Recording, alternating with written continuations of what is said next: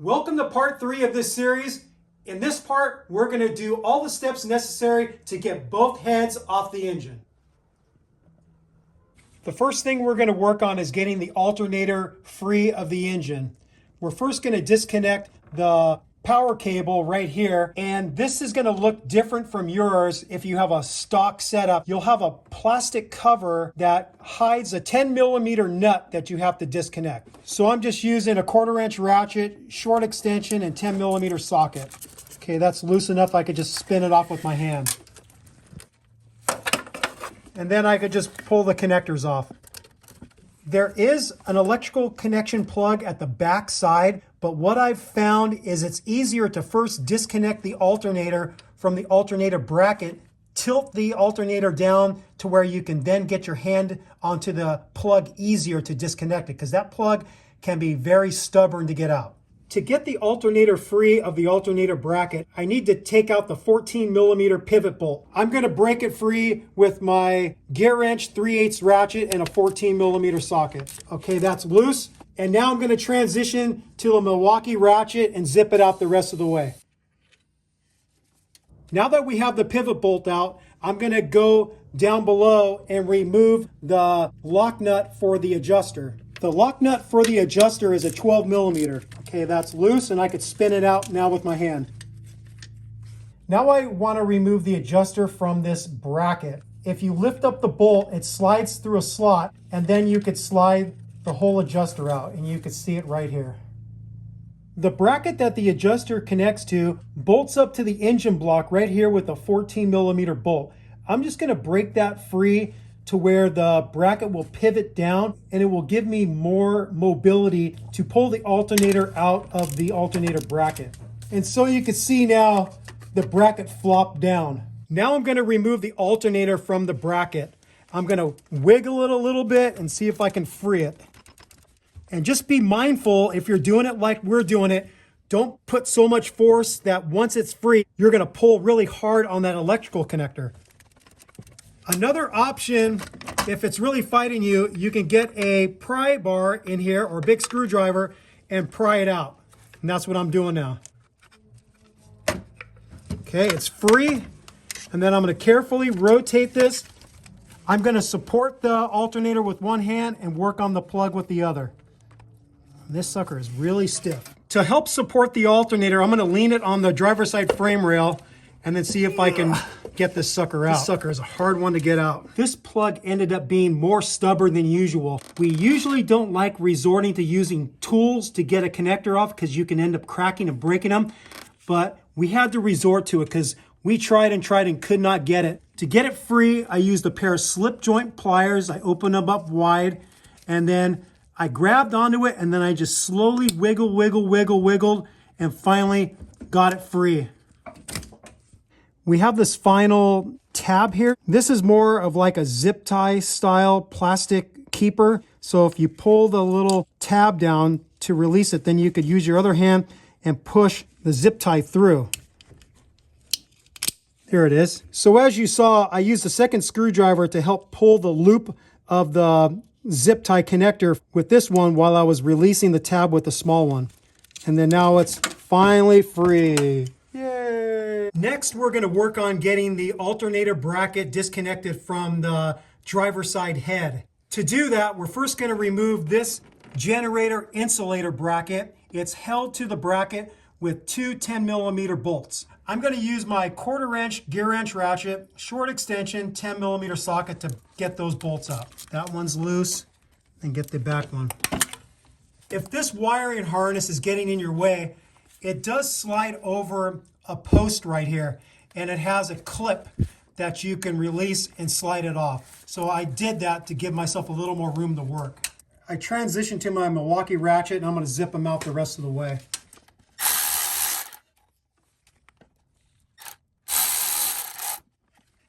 We needed to remove the insulator bracket to get access to this bolt right here. The alternator bracket is held onto the head with three 12mm bolts. I'm going to use my 3/8 gear wrench ratchet and a deep 12mm socket to break them all free. The first one I'm going to go for is right here in between the bracket. Okay, that one's broken free. Now below the bracket, I'm going to go for the front one. That one's broken free, and then I'll go to the one in the rear.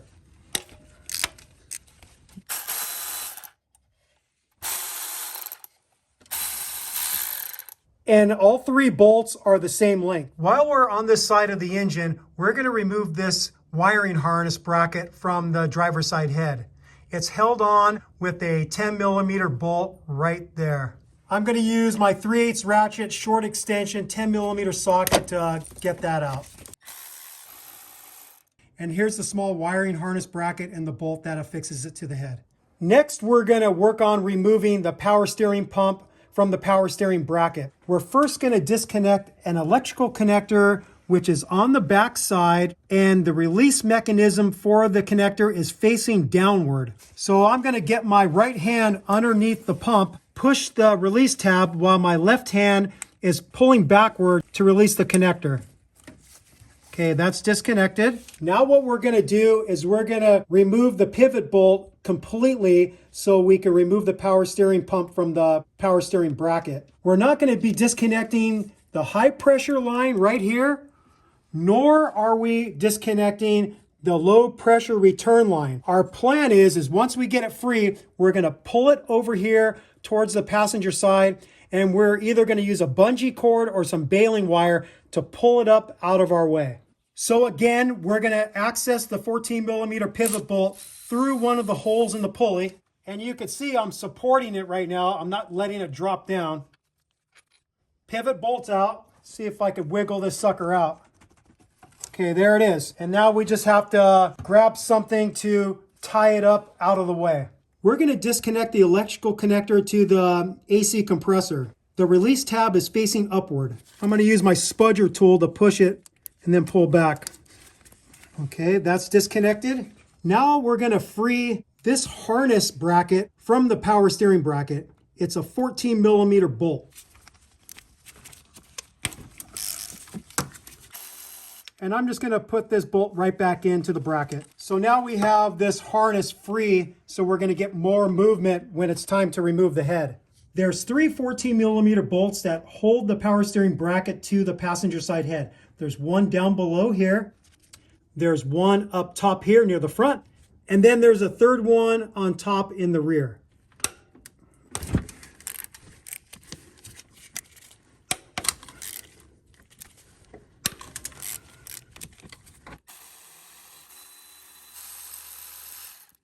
And all three 14mm bolts are the same length. The next thing we're going to work on disconnecting is the upper tube for the transmission dipstick. The bolt that holds the bracket to the passenger head is a 12mm bolt. Before I remove the bolt, I'm going to take the dipstick out of the dipstick tube. I'm getting onto that bolt with a 3/8 ratchet, short extension, and a deep 12mm socket. Okay, I've got it broken free. I should be able to spin it out with my hand now. And you'll see it's just a shorty little bolt. The upper dipstick tube plugs into the lower part with a O-ring. So I'm going to get underneath the rig and I'm going to pull it out at the juncture. The juncture is right in line with the metal transmission cooler lines that bolt to the side of the bell housing. So I'm going to pull up with my left hand and try to free this. Wiggle, wiggle. There we go. I guess I'll just bring it down through here. And you could see the upper dipstick tube right here. One thing that you want to verify is there is an O-ring on the upper part of the dipstick tube. It's this sucker right here. Now we're going to work on disconnecting the intake manifold from the heads. At this point, there is an option to renew your fuel injectors. We're not going to do that as part of this job because Sean had already replaced his fuel injectors with some quality ones from Motor West Performance when we did the knock sensor video not too long ago. If you want information of how to disconnect the fuel rails from the intake manifold and how to replace the injectors, click on the link above and you can reference the knock sensor video, and then you can fast forward to the part where we're disconnecting the fuel rails from the intake manifold and then getting them all back together. What we're going to do is do the bare minimum to be able to get the intake manifold up off the heads, and you're going to see us do that right now. The first thing we're going to disconnect is the high pressure send line, which is right here above the driver's side fender. When disconnecting fuel lines, you always want to use a flare nut wrench. This connection is a 19 millimeter and this one is a 14 millimeter. I'm going to slide on the 19 millimeter one first. Okay, that one's set. And then now I'm going to get the 14 millimeter one on. A trick I learned a long time ago, if you get the wrenches like this, you could just grab onto them and bring them together and break them free. Now that it's broken free, to expedite removing the 14 millimeter male from the 19 millimeter female, I'm going to get onto it with an open end 14 millimeter. But you might get lucky and you could spin this off with your hand, but I'm not so lucky. Because this has fuel in it, you're going to get a little bit of leaking fuel. This is not the time to be smoking dope and jumping rope while you're doing this.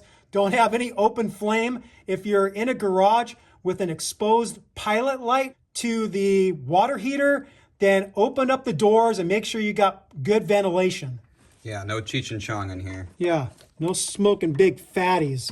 Sucker's tighter than I thought. Okay, you get the idea. I'm going to have to work at this for a while because it's going to take a while to back this thing out. And as you can see, we're using 2 silicone plugs. We have the high pressure line disconnected to plug off the lines so they're not dripping fuel. To remove pressure on the fuel system, you can remove your gas cap and that will depressurize the system.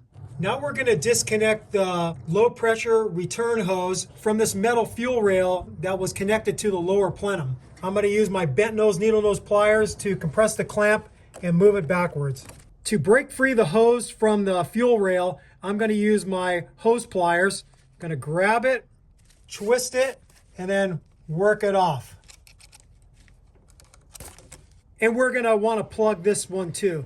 Next, we're going to disconnect a bunch of electrical connectors that lead to the intake manifold. The first one is this one right here. This is for the NOx sensor. The wiring harness actually goes underneath the intake manifold. Push the release tab and pull back. The next one we're going to disconnect is the ECT, the engine coolant temperature sensor. The release tab is on the top here. Push it, pull back. And then we're going to disconnect all 6 injectors. The release tabs for the injector connectors are facing the head. We've got all 3 injectors disconnected on the passenger side, and you can see we've got a lot more movement out of the wiring harness. Now we're going to jump to the driver's side and do the same thing. There we go. The wiring harness on the driver's side attaches to a metal post right above the engine mount. If you pull this tab outward, you can free the engine harness from that post. Okay, so that gives us even a little more movement. We're over on the passenger side now, and the main harness that comes out of the firewall attaches to a metal clamp right here. There's a tab right there. If you lift up on it, then you can pull out and free it. Also on the passenger side, at the back of the passenger head, there's another harness connection right here. You push the tab towards the firewall and you lift up. And now that's free. At the very back of the intake manifold, there's a single post connector, and that connector is for the temperature sensor that sends information to your coolant temperature gauge on your dash cluster. And when you're pulling up the main harness, if you don't get this disconnected first, you might damage the wire. So you have to reach back there. The release tab is right there, facing towards the passenger side. You squeeze it, and then you could pull it off of the connector. And you can see it right here. I have it free. That connection at the back of the intake manifold is a common one that gets disconnected inadvertently when you're doing a valve cover gasket job. So you get done with the valve cover gasket job and you wonder, why isn't my coolant gauge working? And it's because you pulled off that connector when you lifted up the wiring harness to get your valve cover out. It's important to disconnect it first before pulling a lot of pressure on that main wiring harness, because you could damage the wires that lead to it. Now what I'm doing is I'm gonna start freeing the whole harness of the engine to give us more room to work to get the intake manifold out and to get the heads off. So I'm just moving hoses, whatever I have to do. And now you can see, look how much room we have to work. A lot more room. So we're gonna figure out maybe some bungee cords or whatever we have to do to keep the wiring harness up out of our way. To get even more movement out of the wiring harness on the driver's side, we went below the vehicle and there's a wiring harness connection right on the side of the bell housing, there's a plug that splits off of there and goes, we believe, to the differential actuator. And we just pop that out of a metal post right there. And now we're going to get even more movement out of the harness. So you can see we have the engine harness way out of our way. We have some bungee cords supporting it on either side. And now what we're going to do is disconnect this heater hose at the back side of the engine. It leads from a connection to the right side of the heater control valve, and then it drops down and plugs into a fitting at the back of the intake manifold. We're choosing to disconnect it at this pipe up above. I'm going to compress the clamp with my bent nose, needle nose pliers and work it off the fitting. These things have been on here for a very long time and they're probably stuck on there pretty good. I'm going to try first with my hose pliers and see if I could break it free. While I'm twisting it, I'm going to support this side with my opposing hand. Okay, I've got it moving. Now I'm going to see if I can work it off the fitting. All right, that was pretty damn easy. For this job, it might be smart to replace the heater control valve, this one right here, because they are known to break. And if it breaks in a very unopportune spot, like you're out four-wheeling in BFE, then you're going to be kind of stuck. As part of this job, we plan on replacing his heater control valve and all of the heater hoses at the back of this engine, because this is going to be a great time to replace them because we have much easier access. We finally have everything disconnected that we needed to disconnect in order to get the intake manifold off the heads. Now we're going to take out the fasteners that hold the intake manifold to the heads. The first two fasteners we're going to remove are these two at the front on the driver's side. They're 12 millimeter. Next, we're going to disconnect a series of nuts and bolts to remove the intake manifold. On the front side and the back side, there's a nut and a washer that goes over a stud. And then going from front to back, there's bolts. One here close to the valve cover, another one more inboard, and then another one more outboard. One thing to note about these bolts, they're different lengths.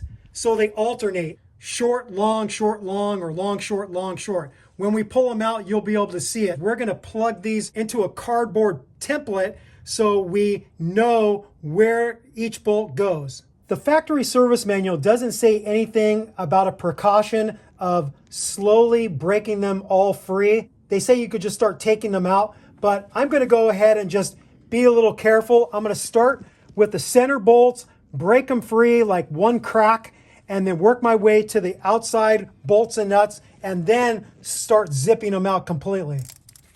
Just break it free, nice and easy.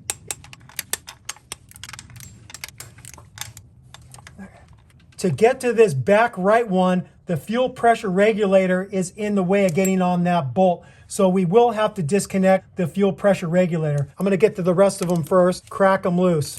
For these back nuts, I decided to use a shorter extension because the heater hoses were getting in my way. I'm going to disconnect the fuel pressure regulator bolts with a 1/4 inch ratchet and a 10 millimeter socket. Okay, they're both loose. I can just spin them out with my hand. I've got the bolts out. Now I'm just going to pull backwards and free it from the driver's side fuel rail. And fuel's pouring out of there. We plugged off the fuel rail with a silicone plug. Now I can get to that back bolt, no problem. Okay, that one's broken free. And the final two in the front here, crack those loose. Okay, now I'm going to zip them out the rest of the way with the Milwaukee ratchet.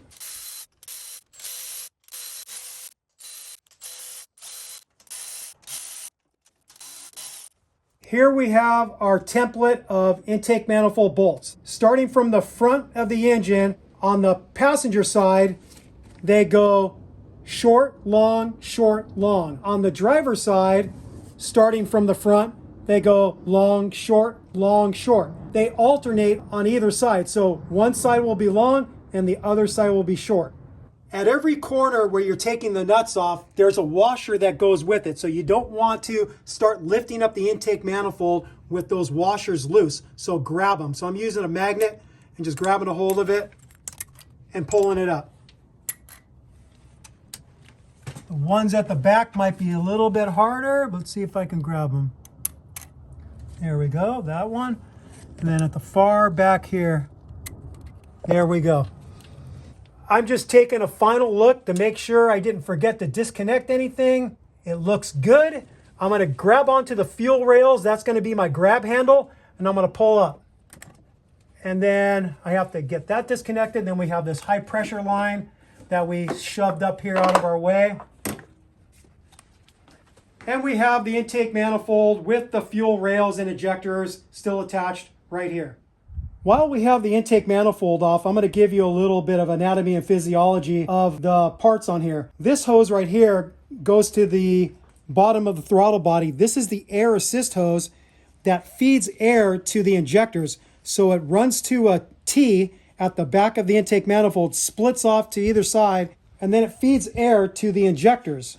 Most of you aren't going to have this little valve. This is for a supercharger installation, and it's a one-way valve that we cut into here when we installed the supercharger on his engine. This is the high pressure fuel line that leads over to the passenger side fuel rail. It bolts in right here with a banjo bolt. This is a coolant hose that attaches to the throttle body. And this is the coolant temperature sensor that sends information to the ECU. And then the one back here with the single post, that's the one that communicates with the temperature gauge on your dash. In the valley between the heads, you have your NOx sensors that screw into each head. You have the NOx sensor wiring harness, and then you have the bypass pipe. Some people, as an option, might want to replace the NOx sensors and the NOx sensor wiring harness, and they might want to reseal the bypass pipe to the block right down here. It seals to the block with form-in-place gasket. There's no O-ring or other type of paper gasket. It's just sealant. The NOx sensors are pretty pricey. For a pair of them, they're about $500. At the minimum, what I would suggest is replace the wiring harness because it gets brittle over time from all the heating and cooling cycles, and this can cause you a failure, and you just miss the opportunity to avoid a whole lot of work to get to them. So at a minimum, replace the NOx sensor wiring harness. Now we're going to work on getting the valve covers off. At the back of the passenger valve cover, there is a hose that we could disconnect right here. And you can see it's got a big split. So we're either gonna jerry rig it with some electrical tape, or we'll actually buy the new hose from Toyota. Or we'll just cut it back a little bit if there's enough length to allow for that. Each valve cover has 8 10mm bolts that hold it to the head. You'll most likely find once you remove the valve cover bolt that the rubber washer is stuck to the valve cover, and that's okay. Later on, we're just going to knock these off with a mallet and a screwdriver, and they come off pretty easy. We decided to block the ports on either side just in case we drop a bolt and it falls in there. It might not be a big deal since we're removing the heads anyway. We don't want to have to fish them out, so we're just blocking off the ports. The one on the back right, closest to the brake booster, I'm going to use a swivel because I can't get a straight shot in there with the socket and ratchet. Now I should be able to lift the valve cover off the head. A couple good grab points are the oil cap and back here at this vacuum elbow. It's stuck on there. I'm going to give it a few taps with a plastic mallet. There we go. And his engine looks pretty good. Just like it looked when we did our very first video together a little over 7 years ago. Now we're going to remove the passenger side valve cover. I'm going to give this valve cover a couple taps with the mallet. And there it is. And this side of the engine looks pretty good too.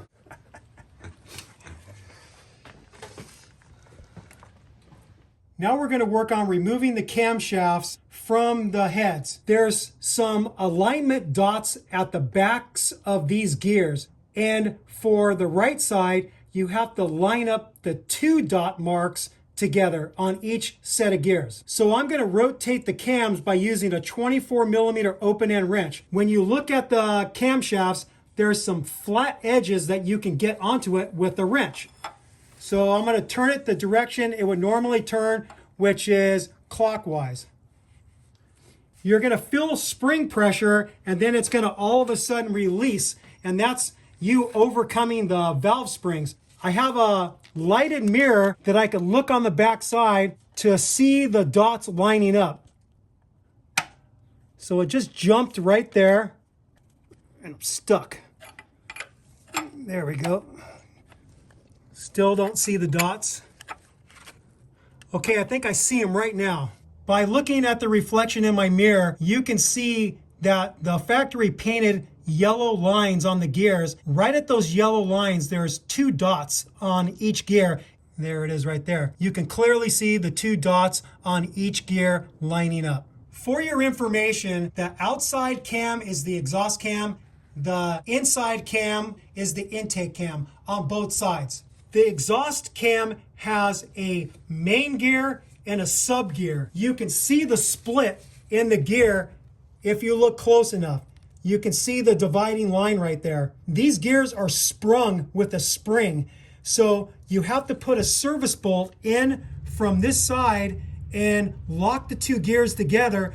So when you remove all the bearing caps and pull the exhaust cam free of the intake cam, the gears aren't going to become unsprung. If you're driving one of these vehicles with a 3.4 liter engine and it sounds really loud, there's a good chance the reason why it sounds so loud is somebody forgot to put the service bolt in and the gears became unsprung and they make more noise because of it. So this is something common if you have somebody working on the engine that doesn't read the factory service manual or just in general doesn't know what they're doing. The service bolt that you want to put in here is an M6 with a 1.0 pitch. And what's nice is the valve cover bolts are that size. So I'm going to use one of the valve cover bolts and insert it and screw it in. The factory service manual instructs to tighten this to 49 inch-pounds. I'm just going to get on here with my 1/4 inch ratchet and snug it up. And as we like to say in Timmy the Toolman, that's good and tight. The reasoning of getting the gears in a certain position is because in this position, none of the cam lobes on the cam are depressing the shim and bucket that leads to the valve. When we start removing all 4 bearing caps, we don't want the camshaft to be under valve spring pressure. That's the whole reason why you get it in the position that the factory service manual instructs you to do. So now we're going to start releasing the bolts on the bearing caps, and there's a certain procedure that we have to follow. The factory service manual instructs to slowly break the bearing cap bolts free in several passes. And here's the order. 1, 2 at the front, 3, 4 at the back, 5, 6, 7, 8. So I'm just going to barely crack each one and then go back through again and again to where I could feel the bolts are pretty loose, and then I'll start zipping them out the rest of the way. These are all 10 millimeter bolts.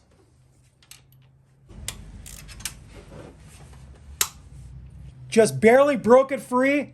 Go to number 2.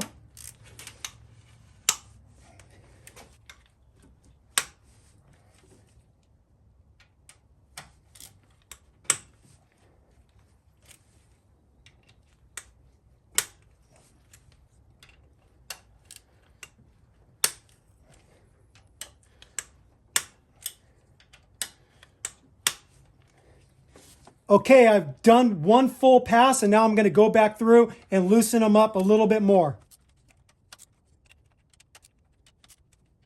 That's a second pass. I'm going to do a third one. That feels really loose. Really loose. Loose. And I'm just going to do 1 more just in case. Okay, I feel good with that. Now I'm going to transition to the Milwaukee ratchet and zip them out the rest of the way. Here's one of the bearing caps. These are actually labeled with a number. This one's labeled E1, and the arrow on the bearing cap faces towards the front of the engine. Here's the second bearing cap, labeled E2. Third bearing cap, labeled E3. And the fourth bearing cap, labeled E4. With all the bearing caps removed, I should be able to remove the exhaust camshaft. I'm going to grab in the rear right here where I can get my fingers underneath it. I'm going to grab right here in the front. And I'm just going to pull up and wiggle it out. And here's your right hand exhaust camshaft. Another thing that has happened to people, and it could happen to you, is you will forget to remove this bolt. And then when you start the engine, it's going to shear off and cause you some issues. The reason why I chose to use a valve cover bolt is if we did forget it, we're going to get to the point of putting the valve covers on and realize, hey, we're missing a bolt. And hopefully a light bulb comes on in one of our heads and realize we didn't remove the service bolt from the exhaust camshaft. Now we're going to remove the intake cam. There's 5 bearing caps on this one we have to remove. And the sequence to slowly break them free is this. 1, 2 in the front, 3, 4 in the back, 5, 6, back to the rear, 7, 8, back to the middle, 9, 10.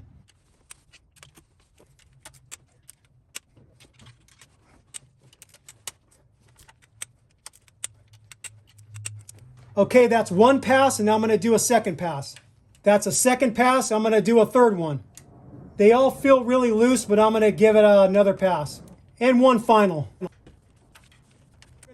Now I'm going to zip them out the rest of the way with my Milwaukee ratchet. Both bolts are loose on this front cap, but because it goes over the top of the cam seal here, it can get a little bit stuck. So I'm going to get these bolts up out of my way, and I'm going to tap on it with a plastic mallet to help free it. There we go. The bearing caps for the intake cam are labeled intake 1, 2, 3, 4, and 5.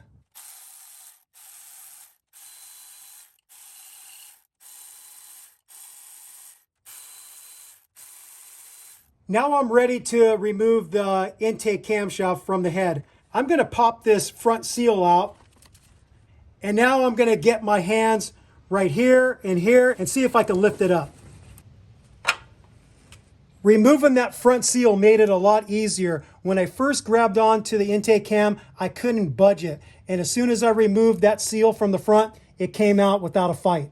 So now we have the intake camshaft off of the right-hand head. Now we're going to work on getting the exhaust and intake camshafts off of the left-hand head, which is the driver's side. It's the similar process, but on this side, you're going to be lining up single dot marks on both gears. I'll get my mirror out so you can see. And again, there's a paint mark on the gears that will align with each other, and then you'll see the single dot marks on the gears.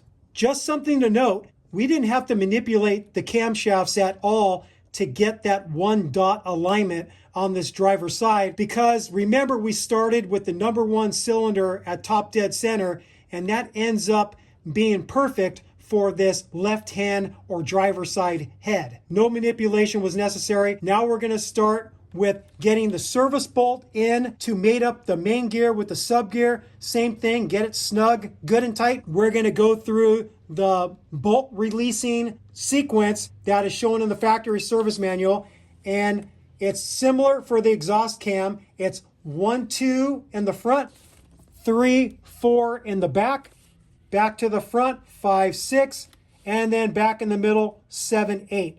And you again do several passes, get each bearing cap up, and then set them down in some type of tray or box and keep them in the order that you took them off. We'll pull the exhaust cam out, and then we'll get ready to pull the intake cam. And the bolt sequence to release the bearing caps is this: 1, 2, 3, 4, 5, 6, back towards the front, 7, 8, and then to the middle, 9, 10. To save time in the video, we're not going to show us removing this side because it's the same process. We gave you the proper sequence for releasing the bearing caps, and we know that you can do it since you just watched us do it on the passenger side. One thing we do want to show on this driver's side head is this front cap that encompasses the front cam seal. This one's even a little more stuck than the other one, and a few pounds with the mallet didn't break it free. And I noticed there's a little ledge here that you can pry up with. I'm going to get a rag to protect the surface of the head here, and I'm going to get my pry bar underneath that lip and pry up a little bit. Look at that. Easy peasy. So I think that's why Toyota put that little ledge there so you can pry up. We have both intake camshafts and both exhaust camshafts out of the heads. What we did here is we labeled all the shims with a letter and numbering sequence.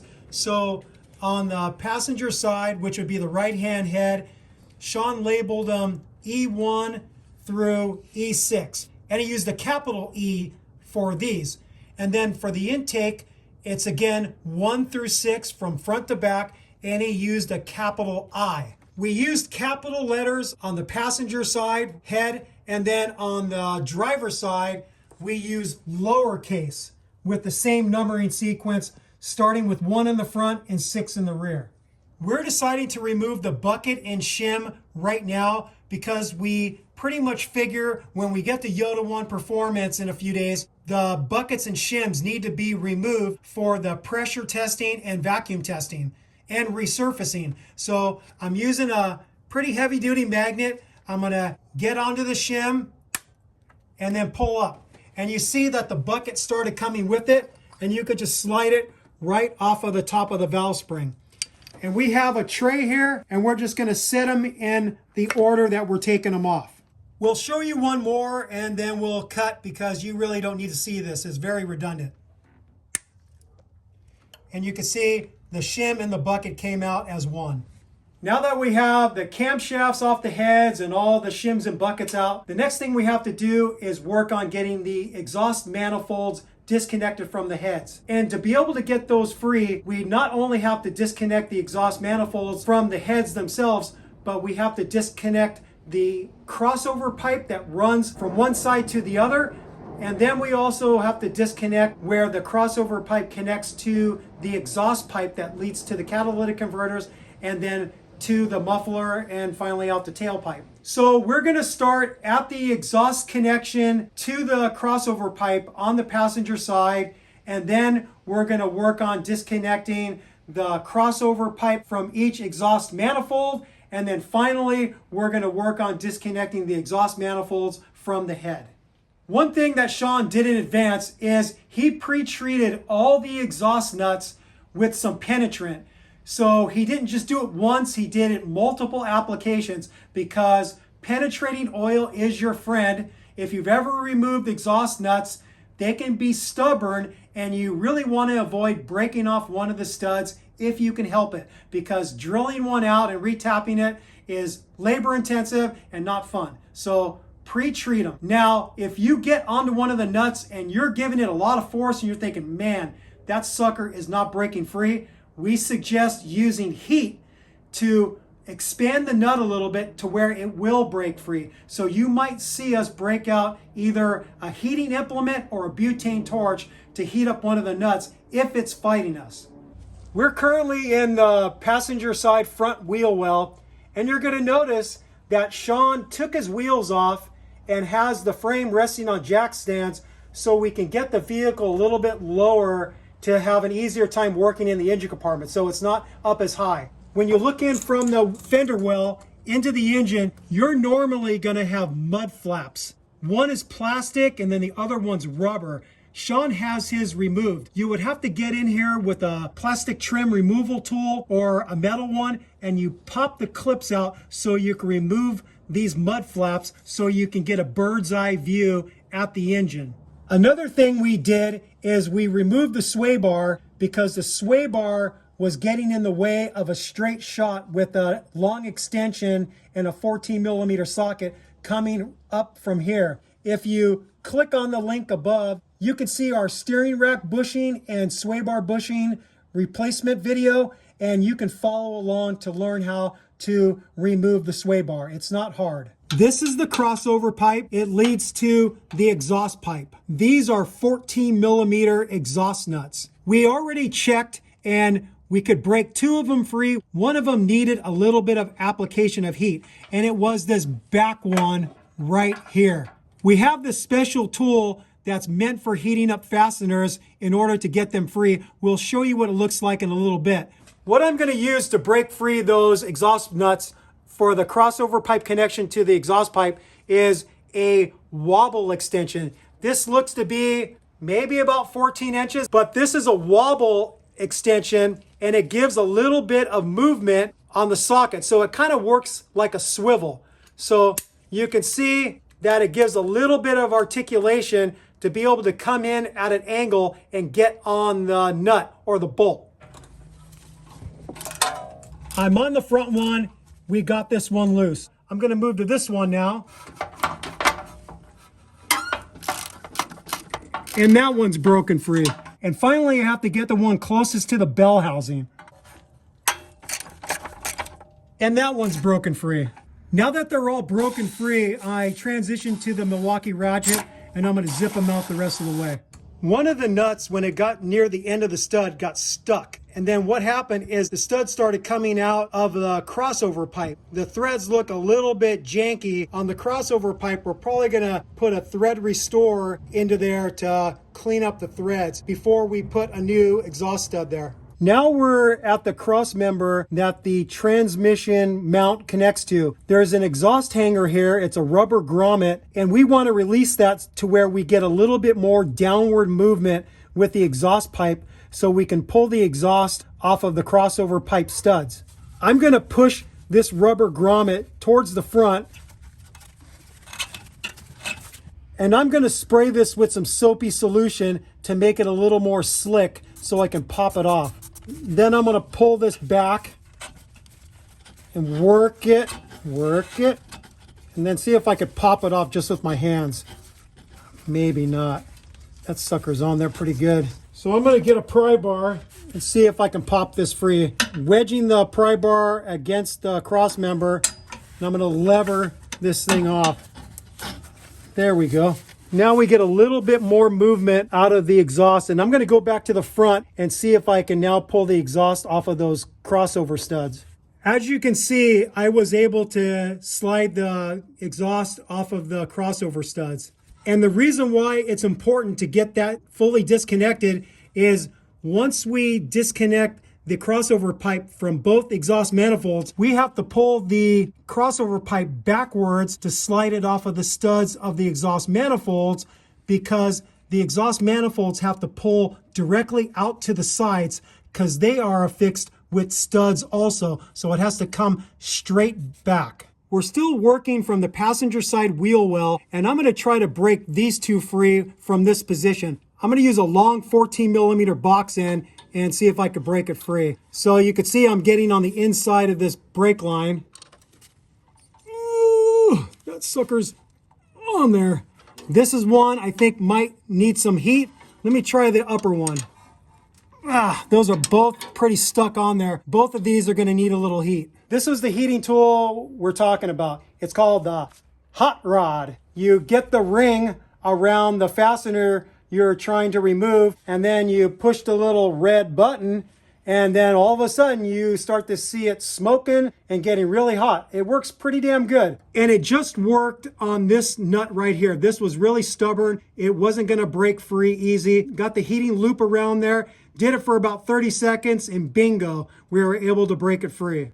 We're having a very interesting, and I would say really screwed up time with these exhaust nuts. We've seen it now on 3 of them. The nut gets to the end of the stud, and then it stops turning. It gets really locked on there, and then what ends up happening is the stud starts unscrewing from the exhaust manifold. And this is kind of weird because we've never seen this before. We've removed the cross pipe from the exhaust manifolds before, and we didn't see this. So why his exhaust nuts are getting stuck at the very end and then causing us to have to remove the whole stud, I don't know. And what we're noticing as we're removing it, the threads are getting very messed up. So what this means is when we get the exhaust manifolds out, we're going to have to chase the threads and clean them up, maybe even re-tap them to where we can get some new studs reinstalled. As you can see on this one, the stud is backing out, and it's really freaking frustrating. We got lucky on this one. This is the hardest one to get to, and I was able to get it off with the 1/2-inch drive ratchet and deep 14mm socket. I have a feeling the problem we're having when getting to the end of the stud with those exhaust lock nuts is when we're using a box end wrench, we're putting a side load, and I think we're kind of jamming the nut. When you use a socket, all the force is coming straight on. It's not coming from the side. So we're gonna change our tactics and try to get a socket on each of them, not use a box end wrench. So I broke free that inside exhaust nut with this setup, but then I was backing myself into a corner and I wouldn't be able to get the socket off the nut. So then I transitioned to a 3/8 with a very short extension, like a 1-inch extension and a deep 14mm socket, and I was able to get the nut off the rest of the way. We jumped over to the driver's side, and I'm using a short 14mm socket and my 1/2-inch drive ratchet, and I was able to break this one free, no problem. I transitioned to a 1/4-inch ratchet and 14mm socket, and because it has the flex head capability, I was able to work the wrench pretty good, and I got this one loose. This is the experience I thought we would have. The nuts are just coming off, no problem. For the uppermost exhaust nut, for the crossover pipe connection to the exhaust manifold on the driver's side, I'm using a deep 14mm socket with my 1/2-inch drive ratchet. Okay, I'm on there. See if I can break it free. Yep, no problem. So I switched to the Milwaukee ratchet, a very short 3/8 extension, and a deep 14mm socket, and I can get it back there and zip it off the rest of the way. We're working on the last crossover nut. It's on the bottom. I'm gonna try to break it free first with the box end. Okay, I broke it free, and now I'm gonna transition to a 14mm socket in conjunction with a swivel and try to spin it off the rest of the way. Easy peasy. Now with all the exhaust nuts off of the crossover pipe connection to the exhaust manifold, I'm going to see if I can push the crossover pipe off the studs.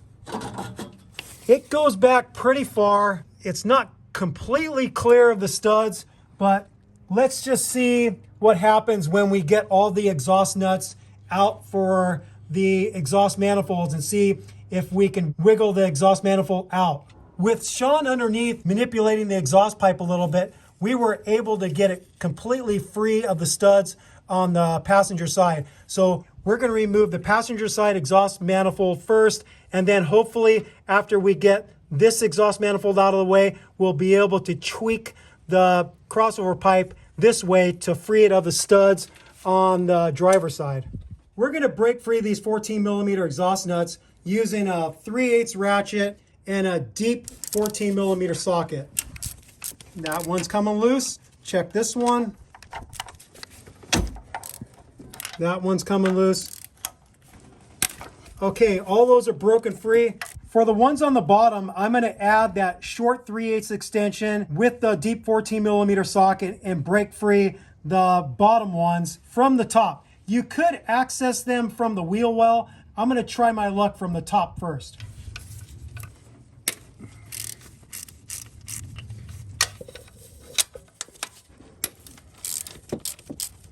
And then I'm going to break this back one free. They're all broken free. Now I'm going to transition to the Milwaukee ratchet and see if I can zip them out the rest of the way. Looks like the stud's coming with it. Yep, stud's coming with it. No big deal. We're going to replace these exhaust manifold studs anyway. This stud's coming out too.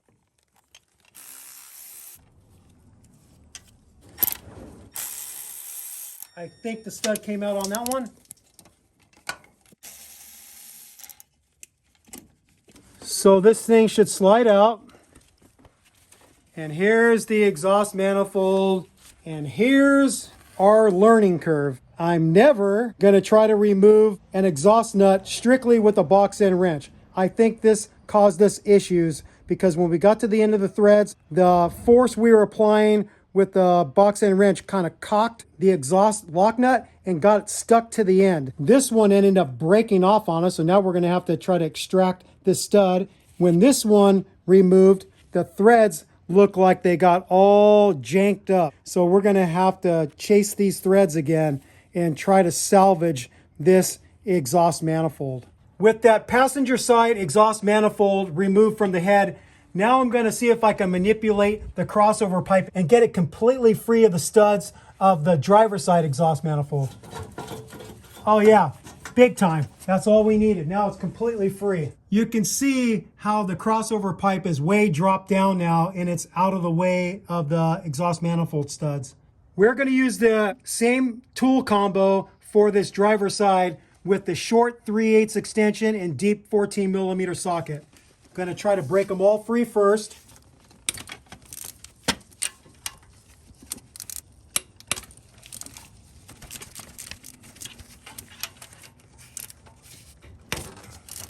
All three of the top nuts are broken free. Now I'll work on the bottom ones.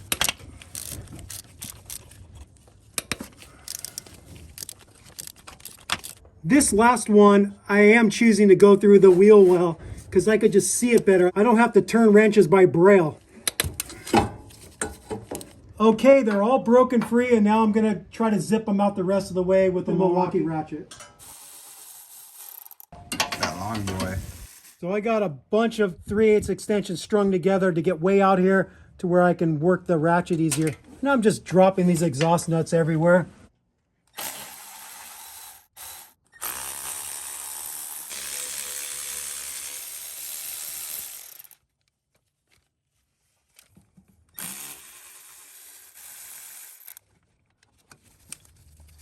And now we can remove the driver's side exhaust manifold. And we got this one off clean, no damage to the studs. There's a ground strap that bolts to the back of the passenger head, and then it also bolts to the firewall. We need to disconnect that, so we're going to disconnect it at the firewall. It's a 10 millimeter bolt. And I'm just going to screw that back in there so we don't have to keep track of it. And now for the money shot. We know you've patiently waited for this moment, and we're gonna start removing all the bolts to get the heads off the block. Boom, boom, boom. Okay, that's one way to do it. Little old man hip thrust. The factory service manual instructs you to remove a 8 millimeter Allen head bolt first. So you have one at the front of the driver's side head, and then you have the same 8 millimeter Allen bolt at the back of the passenger side head. My Allen head socket is 3/8. I've got it married up with a 3-inch extension. And then what I'm going to do is I'm going to put a reducer. I'm going to use a 1/2 inch, the 3/8 reducer, so I can get a 1/2 inch breaker bar on there to get a little more leverage. And let's see if this is going to be enough. Oh, no problem. That's easy. Those are both loose. I'm going to spin them out the rest of the way with the Milwaukee ratchet. And there's that bad mamma jamma. It might be easy to get them out with a magnet tool. There we go. We're now ready to remove the head bolts. There's 8 of them, and there's a suggested sequence that you do incrementally. This is the number 1 bolt here. You crack that one loose, and then you go to the back end on the side closest to the fender. That's number 2. And then you go back to the front to number 3 here, and then you go back to the far corner, which is number 4 in the back. And then you go to the middle, number 5 here, go across to number 6 over here, drop down to number 7 here, and then go to number 8. And just like we did it incrementally for the bearing caps for the camshafts, we're going to do the same thing here. Just barely break them free and then do another pass and another pass till the bolts become really loose. The head bolts are a 12-point bolt, and so you'll want to get a 12-point socket. So this is a deep 12 millimeter impact socket, and I have a short 1/2 inch impact extension married to it. I'm gonna try to break them free with this breaker bar. It's about a 12-incher. Okay, I just gave it a little bit of a turn. Okay, a little bit of a turn.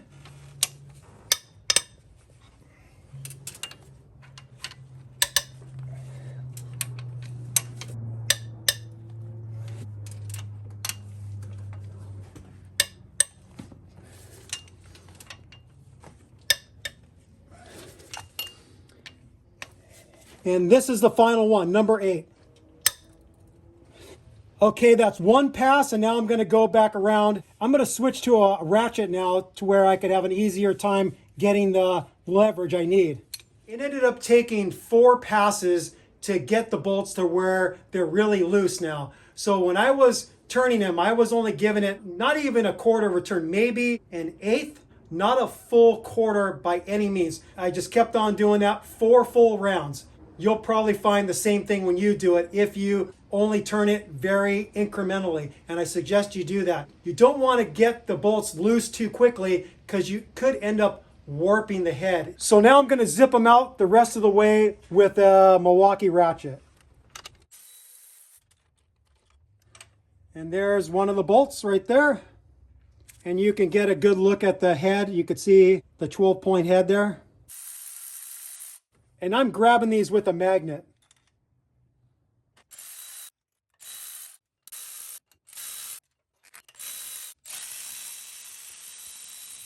And now the moment we all waited for. Let's see if I can get this head off.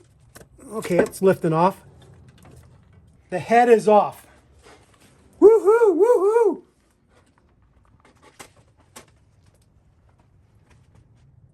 As I was picking up the head in triumph, some washers came out and we realized there's washers for each one of those head bolts. So get the washers out. Now we're going to remove the passenger side head. Here's the loosening sequence. Number 1 is right here. Number 2 is in the front. Number 3, number 4, number 5, number 6, number 7, and then number 8. And we're going to do the same thing, barely break them free, go back through another one, and after a 4th one, I should find that all the head bolts are loose.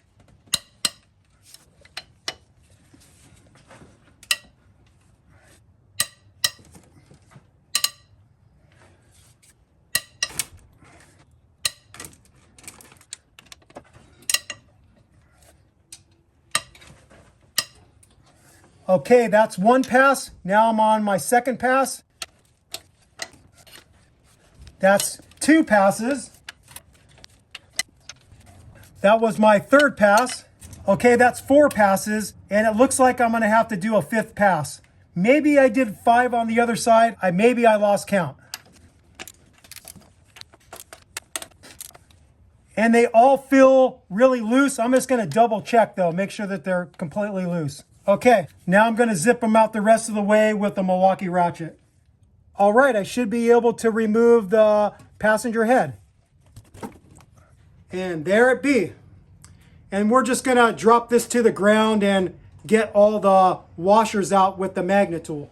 We're on the passenger side and we're taking a close look at the head gasket in this area. This is the number 3 cylinder, and this is the one that had the bad leak down test numbers, and we saw coolant getting into the cylinder. By looking at it, we can't see anything that lets us know it's bad. There's no crack in the metal gasket, so no real like smoking gun that the head gasket is the culprit. But now let's turn to the head and take a look at the head to see if we can notice any cracks. The first thing you'll notice is we didn't remove the spark plugs. We probably should have did that, but we forgot. Anyways, what we really wanted to show you is this is where a lot of these heads crack, right between the valves. And you could see that little fracture right there. So we know that this passenger side head is gonna go to the metal recycling center. It's no good.